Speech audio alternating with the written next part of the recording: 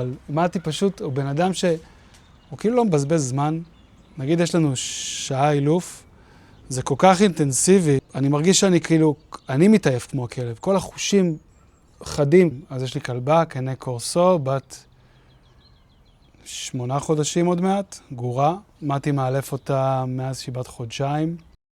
כל החשיפה, את כל הדברים, בעצם כל מה שאני יודע הוא לימד אותי. כל 10 שניות, כאילו הוא מתקן טעות שלי עם העבודה עם הכלב, הוא מתקן את הכלב, הוא מסביר לי מה הוא תיקן. זאת אומרת, הרגשתי ששעה זה יותר מדי בשבילי.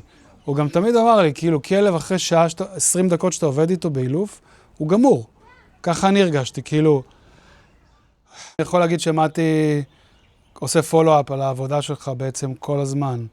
זאת אומרת, עושים שיעור, ואז הוא דיבר איתי יומיים אחרי, נו איך הולך, איך היא מגיבה, צלם את עצמך, עובד איתה, תשלח לי, שאני אראה, אני אתקן אותך. נורא, ההתקדמות היא הרבה יותר מהירה, כי בעצם כל הזמן יש תקשורת, זה כל הזמן בעבודה. כן, לא, הוא תמיד שם, הוא תמיד עוזר.